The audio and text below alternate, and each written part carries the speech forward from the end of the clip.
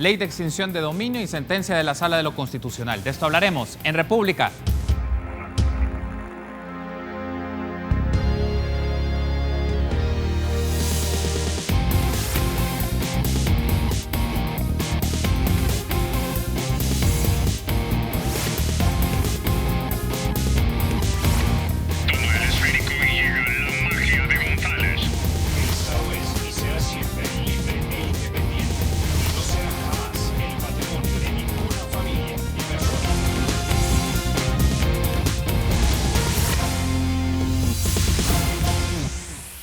Muy buenos días, qué gusto que nos acompañen en una nueva edición de República. Les saluda Carlos Monterrosa, jueves 31 de mayo del año 2018. Estamos cerrando el quinto mes del año, pero estamos proponiéndole a ustedes análisis de diversos temas de la realidad de nuestro país. En este caso hablaremos de un corte de carácter más institucional. Hablaremos de la ley de extinción de dominio y la sentencia recientemente publicada por la Sala de lo Constitucional de la Corte Suprema de Justicia. Es un gusto para mí saludar a Aldo Álvarez, abogado y docente universitario, a Erika Saldaña, abogada colaboradora de la Sala de lo Constitucional, y Eduardo Escobar, abogado de Acción Ciudadana.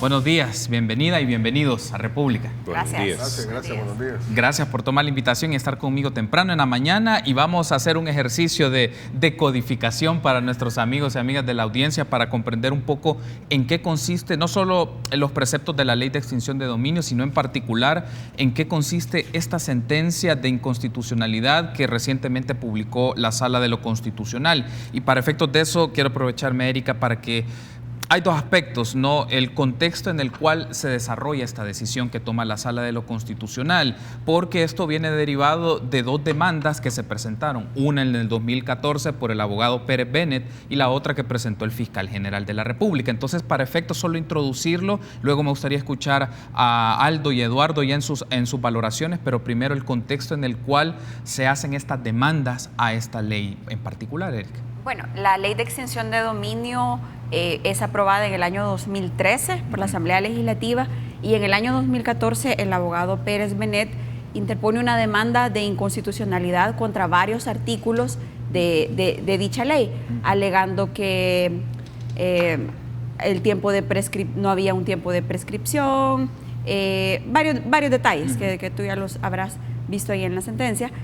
Pero resulta que en el año 2017 la Asamblea Legislativa reforma esta ley, una reforma muy cuestionada, porque al hacer un análisis de qué era lo que querían reformar, daba la impresión de que los diputados prácticamente le estaban quitando toda la fuerza que tenía la ley de extinción de dominio, le estaban quitando el sentido en realidad, porque si tú le quitas el poder a una ley que está combatiendo la corrupción, el tráfico de objetos ilícitos, la ley prácticamente no sirve para nada.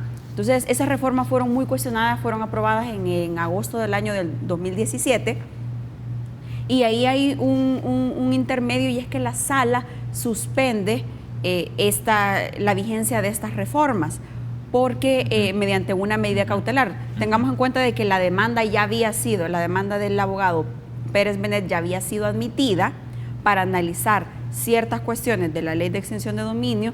Se aprueban las reformas y la Sala emite una medida cautelar en ese proceso, suspendiendo la entrada en vigencia. Lo que la Sala prácticamente dijo es que la conducta de la Asamblea Legislativa era bastante irregular, porque ellos llegaron a defender la constitucionalidad de la ley de extinción de dominio en el proceso de inconstitucionalidad en el año 2014, y en el año 2017 llegan a hacer reformas que contradicen totalmente lo que ellos llegaron a defender. Como que tú dices, es A, y después cambias súbitamente de opinión y haces una reforma y lo pones como B. Entonces la Sala dijo que... La misma legislatura. Eso es algo súper curioso.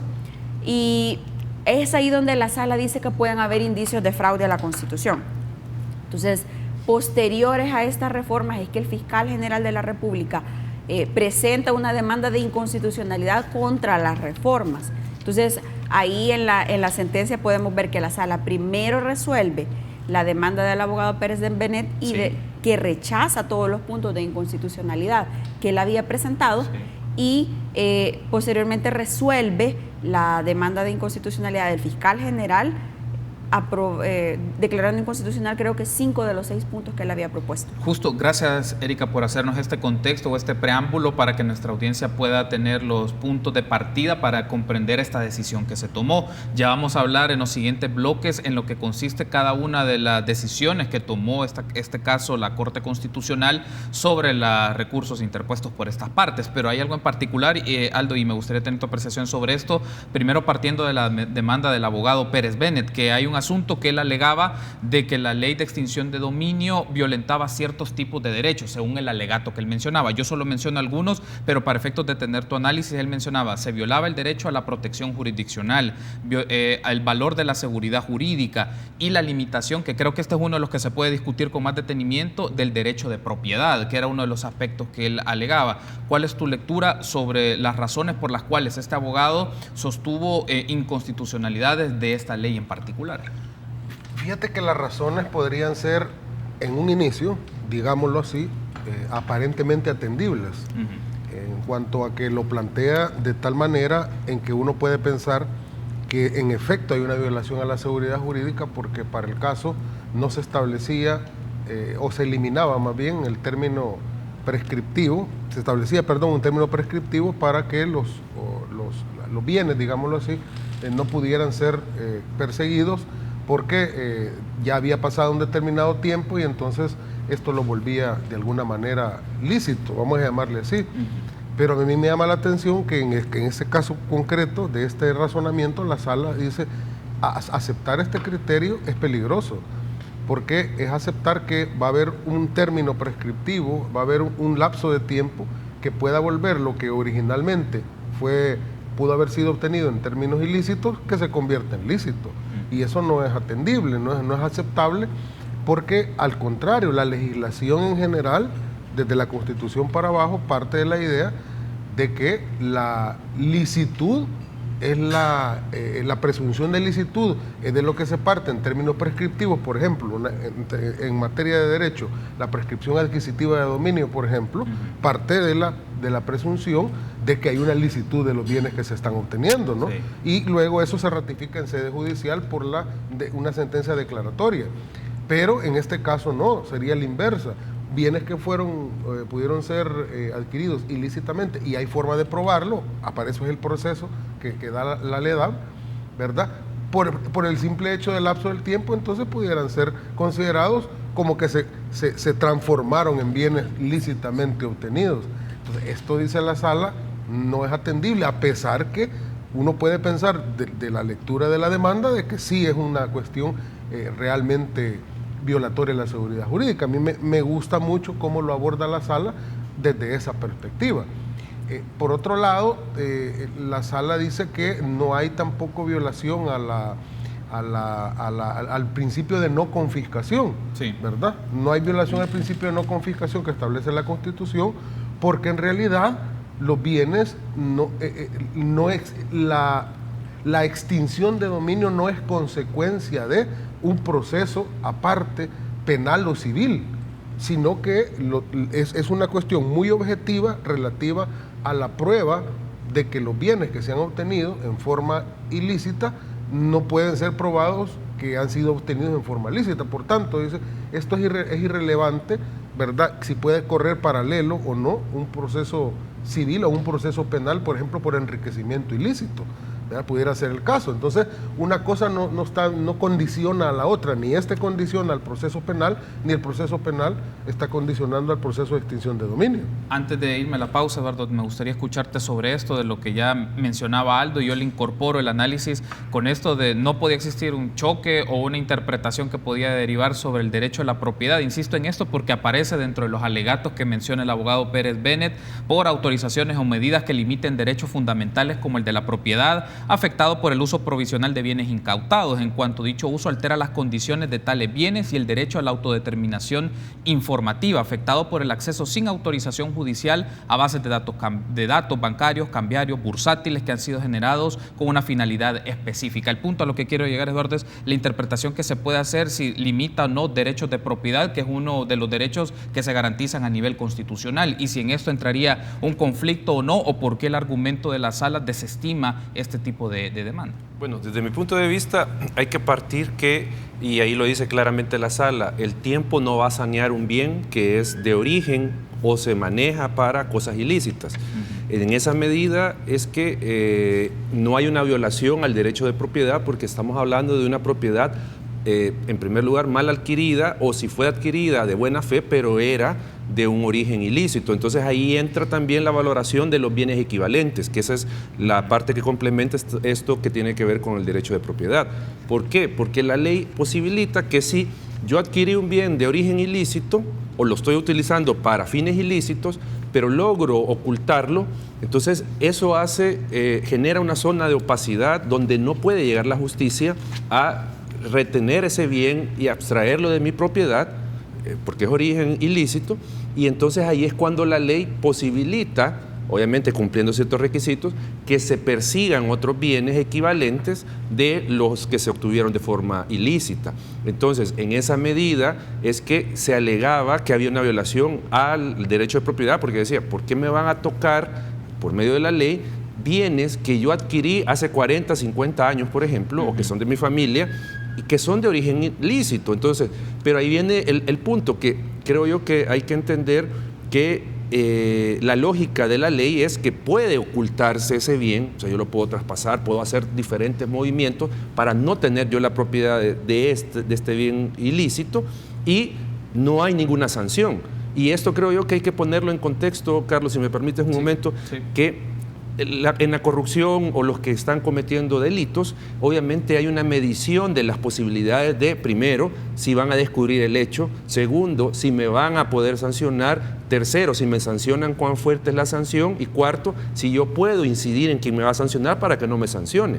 Entonces, este tipo de medidas abonan a este tipo de valoraciones que puede hacer aquel que está cometiendo actos de corrupción, por ejemplo. Es decir, bueno, si yo logro ocultar el bien y la ley ya la reformaron como la habían reformado para que no persigan mis otros bienes, pues bueno, al final yo me aprovecho de ese vacío en la ley y uso este bien y obviamente incremento mi patrimonio, etcétera, etcétera. Pero es por esa medición de que al final se le estaba ocultando o se estaba negando la posibilidad de llegar al final a afectar este patrimonio de la persona que adquirió este bien ilícito. Entonces, creo yo que eso habría que también tenerlo en consideración. Tengo que hacer una pausa, pero al regresar me gustaría que hablemos un poco de Eric, ¿en qué consiste esta noción de bienes por equivalencia? Creo que es un punto, ya Eduardo lo mencionaba, pero también haciendo las conexiones con casos, en situaciones muy concretas, porque por ejemplo el caso de Francisco Flores, el caso de Reinaldo Cardosa, entre otros casos que nos puedan a nuestros amigos de la audiencia conectar o materializar en cómo se aplica esta dinámica de la extinción de dominio, que creo que son aspectos más concretos que nos permiten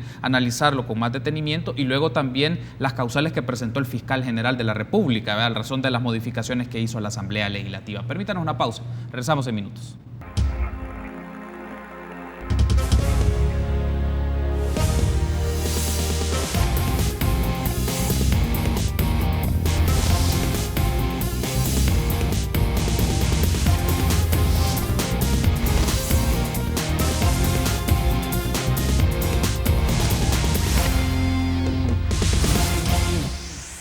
Gracias por continuar junto a nosotros en República. Seguimos en este proceso de análisis de la ley de extinción de dominio e interpretando la sentencia que brindó la Sala de lo Constitucional ante este tema en recientes días. Ahora, Erika, hablemos un poco, solo particularmente para que nuestros amigos lo puedan asociar. Eduardo utilizó el término, es estos bienes por valor equivalente, porque es un tema de discusión si se puede, en la acción de la extinción de dominio se pueden utilizar ciertos bienes en carácter, por decirlo de este término, en compensación de aquellos que vienen de carácter ilícito, pero que no se ha podido demostrar o no se ha podido identificar, pero si esta lógica tiene este carácter fungible, como aparece en la sentencia. ¿En qué consiste esto? Bueno, la sentencia de la Sala es bastante enfática en decir que el derecho de propiedad que la Constitución protege es el derecho sobre bienes obtenidos de manera lícita, que no puede ser, no hay protección sobre bienes u objetos que provienen de cuestiones ilícitas como corrupción, lavado de dinero, extorsión, cualquier tipo de dinero que ingresa ilícitamente aparentemente. La Sala usa ese término, que es una propiedad aparente, porque yo puedo decir que soy dueña de ese teléfono, pero puede ser producto de un acto de contrabando, de receptación, Entonces, no hay derecho real protegido. No hay derecho sobre bienes ilícitos, pero se introduce el concepto de bienes por valor equivalente.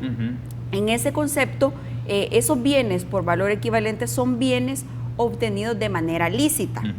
Pero ¿qué pasa? O sea, yo en mis actividades puedo obtener objetos, dinero, bienes de manera lícita y de manera ilícita. Y puede ser que en algún momento existe una especie de lo que en derecho se llama confusión.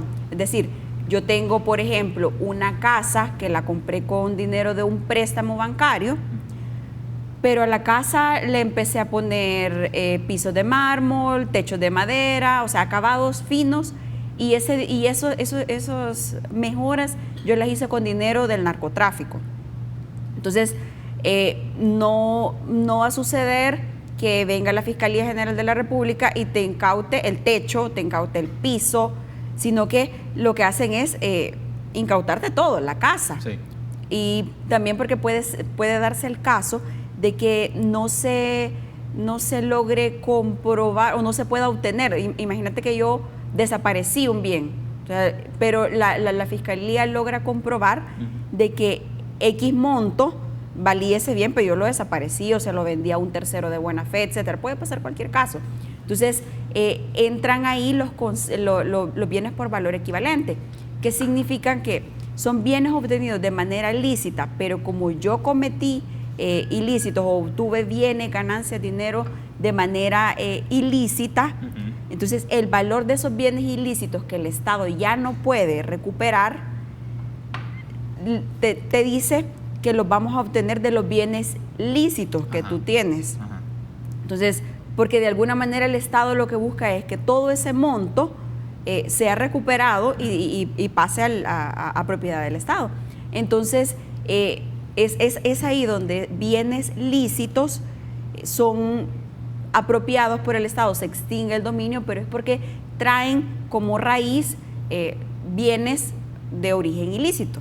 No sé si... Sí, no, a mí me queda muy claro esta explicación que tú brindas, Erika, y quisiera conectarla, Aldo, con el aspecto de situaciones de casos muy concretos con los cuales se puede ver esto de la extinción de dominio. Ya nos va a derivar a un asunto interesante, es las condiciones en las cuales se hicieron las reformas en la Asamblea Legislativa, porque ya conectamos aspectos institucionales, jurídicos y de investigación con asuntos más de carácter político, Aldo. Pero aquí vienen dos casos que a mí se me vienen a la mente y lo mencionaba en el bloque anterior, pero si disponemos de otros para que nuestra audiencia lo pueda tener más claro, el caso de Francisco Flores y también el caso de Reinaldo Cardosa, en donde se utilizó, entiendo, esta modalidad o la aplicación de la acción de extinción de dominio. Es que fíjate que uno de los argumentos que se plantearon en la demanda de inconstitucionalidad es la cuestión relativa con la retroactividad también. O sea, lo que decían era, miren, no es posible que se le esté aplicando la ley a bienes que fueron obtenidos antes de la vigencia de la ley, por ejemplo, porque me la heredó mi papá o mi abuelo y vuelva a salir el tema de los bienes por valor equivalente, ¿verdad? No es posible porque la ley entró en vigencia en 2013, entonces de ahí a los bienes obtenidos de ahí en adelante se les tiene que aplicar porque la Constitución prohíbe la irretroactividad de las leyes. Pero volvemos al punto, otra vez, esto sería un argumento falaz porque, como decía Erika, pueden haber bienes que yo puedo haber heredado de mi tatarabuelo, pero ¿qué tal si se mezclan en eso? Hay una mezcla de bienes ilícitos con bienes de origen lícito y entonces ya se vuelve imposible. Me gustó mucho el ejemplo de la casa, las mejoras de la casa, ya se vuelve imposible separar una cosa de la otra. O sea, en el caso de Francisco Flores podría ser cierto el argumento que esa finca le heredó de su abuelo, de su papá, quien sea, sí, pero ¿y qué tal si todas las cosas que se hicieron ahí, las construcciones, las mejoras, los caminos, a saber qué cosas, se hicieron con bienes probablemente de origen ilícito? Entonces volvemos a caer en el argumento que estábamos hablando antes. Entonces la sala parte de un argumento inicial muy contundente que a mí me gusta y dice de entrada, la ley de extinción de dominio no es retroactiva. O sea, ya la analizamos y no es retroactiva. Entonces, se caen todos los argumentos de la retroactividad de la ley. Ahora, con la cuestión relativa a por qué se hacen estas reformas, de una manera muy interesada, a mi modo de ver, y ahí, como tú dijiste, ya estamos pasándonos a un campo no tan jurídico, ¿verdad? A la sala le llama la atención, casi que se jala los pelos, ¿verdad? Y dice, pero si una misma legislatura me ha venido aquí a defender la constitucionalidad de la ley por ellos aprobada, y 2 años después está aprobando reformas que son totalmente contrarias a los argumentos que había dado para defender la constitucionalidad, aquí está pasando algo raro. O sea, todavía te podría creer que fuera una legislatura diferente, porque alguien puede decir, no, es que hay otra configuración legislativa, pero la misma legislatura está usando argumentos que son contrarios entre ellos. Entonces, eso a la sala le llama poderosamente la atención y lo dice en sus propias palabras, que no encuentra aceptable ni abordable esa situación. Entonces, uno políticamente también debe de analizar esto, más allá de las consideraciones jurídicas que estamos haciendo, y decir, ¿qué hay detrás de esto? ¿Quién está queriendo que se modifiquen las cosas, incluso violando el mismo espíritu que se usó para aprobarla? Hablábamos fuera de cámaras porque es un hecho y todos lo conocen, que cuando se aprobó la ley le hicieron algo de mala gana. Y eso es cierto porque hubo presión especialmente de Estados Unidos, hay que decirlo con todas sus palabras. Tanto es así que cuando se hizo esta reforma, la señora embajadora manifestó de una manera muy especial su complacencia con la declaratoria de inconstitucionalidad de la reforma. Ellos están muy interesados en esto. ¿Por qué? Porque la corrupción ha sido uno de los drenos más grandes de la cooperación que Estados Unidos ha hecho a El Salvador. Hay un asunto aquí, Eduardo, es en esto de ya las reformas que se hicieron tiempo atrás. Los partidos políticos en ese momento entraron en coincidencia, los grupos parlamentarios en ese momento. Luego viene la medida cautelar de la sala y algunos partidos cambian un poco su postura, pero fueron parte del proceso inicial para darle el respaldo a este tipo de reformas. Y deja un poco esta interpretación y el análisis que nos lleva, que mencionaba también Aldo, hay componentes de carácter político, pero también el tema de la investigación, que en este caso puede desarrollar la Fiscalía General de la República, pero le quitan ciertas atribuciones o competencias en el marco legal y le dan otras que no le competen, sino que son del órgano judicial, y a lo que puede significar hacer como procesos más enredados. Uno puede pensar si fue de manera dolosa o no, pero eso es otra cosa, sobre las implicaciones del uso de esta ley. Yo creo que aquí hay que valorar que esta reacción de la Asamblea Legislativa de reformar la ley de extinción de dominio fue autoprotección. ¿Y por qué digo autoprotección?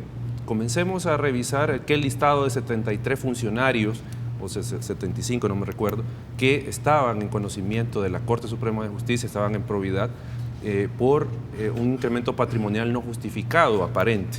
Y en esa medida, si uno comienza a ver quiénes son estas personas y que los montos, estamos hablando de en unos casos montos millonarios, de dónde provenían. Y entonces ahí es donde se abre la posibilidad, y que uno puede inferir esto, que obviamente más de algún bien de estos iba a ser sujeto a extinción de dominio, sin lugar a dudas. Y en esa medida es que la clase política, los políticos, obviamente no todos, pero digo, los que podían ser afectados, que son figuras prominentes de varios partidos, se protegieron con estas reformas. Entonces, obviamente creo yo que esto lo que abre la discusión es en qué ruta está la clase política en el combate a la corrupción. Recordemos que hay compromisos internacionales del país, tanto a nivel regional como a nivel universal, que implican que el Estado tiene que tomar medidas efectivas sobre el tema del combate a la corrupción. Y en este caso recordemos, porque no se ha mencionado, que se le estaba dando un tratamiento especial a ciertos funcionarios con las reformas, diferente a lo que le podía pasar a cualquier ciudadano que se le comprobara un origen ilícito de sus bienes y se sometiera al procedimiento de extinción de dominio. Al funcionario se le daba un tratamiento especial. ¿Por qué esto? Entonces, yo lo que creo, como decía en el momento, es una autoprotección, y es una muestra más que todavía nuestros políticos no están tomando en serio el tema del combate a la corrupción, precisamente porque muchos de ellos están involucrados. Porque hay que ver eso, que el que al final toma la decisión de reformar la ley es el que probablemente se le va a aplicar. Y en esa medida es que se vuelve importante qué tipo de diputados, que esto ya se ha dicho a saciedad, pero digo, qué tipo de diputados tenemos al frente de la Asamblea Legislativa. Porque hay muchas personas que están siendo seriamente cuestionadas, que ya no deberían de estar en la Asamblea Legislativa y que siguen ahí en un curul, y son los que promueven y respaldan este tipo de iniciativas que restan habilidad al Estado para combatir actos de corrupción, porque obviamente, digo, están involucrados. Entonces, eso creo que no hay que sacarlo de la discusión del tema. Tengo que hacer una pausa, pero me gustaría que en el siguiente bloque veamos un poco el tema de implicaciones generadas de esto, es decir, qué viene después para el campo de la Asamblea Legislativa, para la Fiscalía General de la República y los procesos de investigación donde se aplican estos marcos legales. Regresamos en minutos.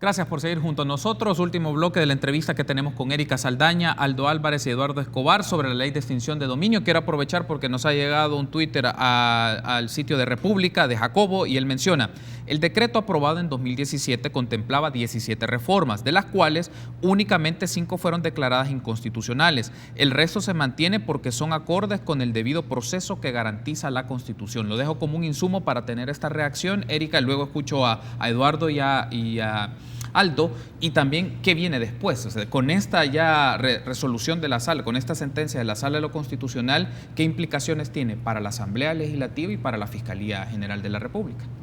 Bueno, se aprobaron 17 reformas, pero cabe mencionar que los puntos impugnados por el fiscal general de la República fueron 6. Entonces yo no me atrevería a afirmar que las 17, que el resto de las 12 reformas que la Sala no declaró inconstitucional sea porque son constitucionales, sino que no se abordaron en la sentencia por el hecho que el fiscal general de la República no llegó a impugnarlas en la demanda de inconstitucionalidad que él presentó.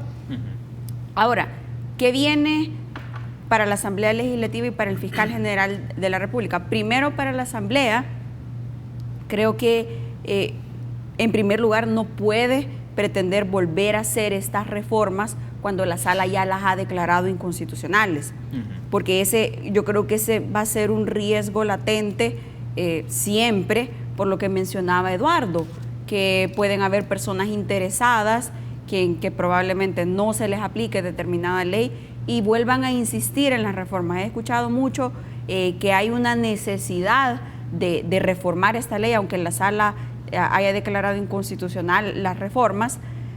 Yo creo que más que reformar una ley, hay que ponerle atención, y esto ya es trabajo de la Fiscalía General de la República y de los jueces, en la manera en que se está aplicando la ley. Puede ser que existan algún tipo de falencias, de omisiones en la aplicación de la ley por parte del fiscal general de la República y la jueza de extinción de dominio, pero eso no significa que la ley sea mala. Y a ver, si hay puntos que sea necesario reformar, ahí sí entra la Asamblea Legislativa. Pero lo primero que tiene que tener claro la Asamblea es que no puede pretender reformar otra vez esta ley en los términos en que la Sala ya declaró que estas reformas son inconstitucionales. Hay un asunto que quiero aprovechar y lo incorporo a la discusión, Aldo, y escucharles también, Eduardo, es: bajo la interpretación de esta sentencia, ¿cómo quedan aspectos de complementariedad o de diferencia entre el enriquecimiento ilícito y la extinción de dominio? Entiendo porque hay campos normativos para estos ámbitos, pero bajo la lectura o la interpretación de esta sentencia, ¿podrían tener grados de complementariedad o deben de verse de perspectivas distintas, o puede generar una confrontación según el caso en concreto en donde se llegara a coincidir estos marcos y estas nociones? Pues no, de entrada yo creo que la Sala deja muy claro en varios tramos de la sentencia de que, como te mencionaba antes, no hay incompatibilidad en términos de que sean excluyentes procesos que paralelamente o con posterioridad se puedan estar ventilando judicialmente, como por ejemplo el enriquecimiento ilícito, o civiles, pues, porque acordémonos que puede ser también un proceso civil de enriquecimiento ilícito. De hecho, la Sala analiza muy claramente que el proceso de extinción de dominio es un proceso especial relativo a la prueba de la licitud de origen de bienes de una persona que ha sido señalada como haber obtenido bienes en forma ilícita. O sea, y se circunscribe a eso. Y algo que no dejamos tan claro antes fue que la Sala tiene razón cuando dice es que no pueden haber derechos reales de propiedad, y los que son abogados me entenderán a qué me refiero con derechos reales, ¿verdad? Y por tanto, ese fue un argumento más para no aceptar la prescriptibilidad, ¿verdad?, de estos bienes. Ahí no hay derecho de propiedad, no hay derecho real, porque los derechos reales solo se pueden obtener lícitamente. Es lo que la sala llama que hay un derecho de propiedad aparente. Por eso dice que no hay retroactividad de la ley, porque en realidad el derecho de propiedad nunca entra en la esfera de la persona, porque en el no hay derechos patrimonio de la reales. persona. Los derechos reales solo se pueden transferir por títulos traslaticios de dominio lícitos. Por bienes que son lícitos. Exactamente, porque los títulos traslaticios de dominio son los que habilitan la transferencia del derecho de propiedad de un patrimonio a otro. Y eso no existe aquí. Entonces, ¿qué viene para la Asamblea Legislativa? Estén prevenidos. Tienen que estar prevenidos de no querer hacer una farsa, o no querer, digamos, hacerle el juego, jugarle la vuelta a la sentencia en la sala, queriendo formalmente hacer otro decreto de reforma, pero como formalmente es diferente, van a violentar esta sentencia, porque ya la sala lo ha dejado claro en diferentes antecedentes. Esa sería una manera de burlar, de hacerle fraude a una declaratoria de inconstitucionalidad, y en un proceso de seguimiento, de cumplimiento de sentencia, se lo podría burlar. Ahora alguien me puede decir, sí, pero esta sala ya va de salida. No sabemos qué criterio puede adoptar una nueva sala, si es que hay una nueva sala, cuando se hagan eventualmente las reformas. Es cierto, no sabemos cómo va a actuar. Si una nueva sala quisiera ser consecuente con el stare decisis, ¿verdad?, con el precedente, entonces tendría que hacerlo. Ahora, pero vamos al control político, vamos a elecciones presidenciales. Ojo, los ciudadanos tienen que estar atentos a que si hay grupos parlamentarios que se presten a eso y tienen candidatos a la presidencia, eso tiene que significar un costo político para ellos y la ciudadanía se los tiene que hacer saber. Cierro contigo, Eduardo. En ese caso, entonces, el marco legal, la ley de extinción de dominio, regresaría al estado que se encontraba antes del decreto legislativo 734 del 2017, en el campo en donde la sala pues emite las inconstitucionalidades. Tener tu reacción final sobre esto y la implicación que tiene para la Asamblea y para la Fiscalía General de la República. Lo que provoca una declaratoria de inconstitucionalidad es la expulsión inmediata, si así se dice en la sentencia, de las normas que se impugnaron, y en esa medida, al ser expulsadas, queda como la norma queda tal cual estaba antes de la reforma. Entonces, en esa medida, de las 17 reformas, estas 5 son expulsadas. Las otras habría que ver, como decía Erika, si son compatibles con la Constitución o no, o si son reformas que al final benefician la aplicación de la ley. Habría que analizarlas. Pero las que fueron declaradas no tienen ningún valor, es letra muerta, ya no existen. Entonces, obviamente, se tiene que estar a lo que establecía, valga la redundancia, la norma previamente. Yo creo que para la Asamblea Legislativa, y tomando lo que dice Aldo, hay un compromiso o mejor dicho, una obligación de los partidos políticos que están hablando de la transparencia, del combate a la corrupción, de preservar este tipo de normas y no tratar de retroceder en este tema del combate a la corrupción, de combate a la impunidad, porque al final también aquí estamos hablando del tema de la impunidad, que no lo hemos tocado. Yo lo mencionaba al inicio, que esto lo que suma es a ese cálculo que hace el corrupto de que, bueno, no me van a sancionar, no me va a alcanzar la ley y en esa medida yo puedo cometer el acto. O sea, no son este tipo de reformas y este tipo de leyes lo que son incentivos, obviamente en algún caso perversos o incentivos positivos para cumplir con la ley y no entrar en actos de corrupción. Y en esa medida la reforma se convertía en un incentivo perverso para cometer los actos porque sabía quien lo cometiera, o esa era la lógica, que no iba a ser alcanzado por la justicia. Entonces, en esa medida creo que ese es el reto que tiene la Asamblea Legislativa, los partidos políticos en general, no creo que solo la Asamblea, sino que en general la institucionalidad democrática de estar en función de ese tema que son, digo, fundamentales, el combate a la corrupción y el combate a la impunidad. Eduardo, Erika, Aldo, quiero darles las gracias por haberme acompañado. Nos seguiremos encontrando para llevar estos temas y que nuestra audiencia pueda tener cada vez más un conocimiento más preciso sobre las aplicaciones de estos marcos legales que son técnicos y son especializados, pero que tienen afectaciones políticas, vinculaciones del ejercicio de la administración pública y también con el acceso a la justicia. Gracias por haberme acompañado. Gracias por Gracias. Muy amable. Gracias por haberme acompañado. Permítanos una pausa, continuamos con más entrevistas.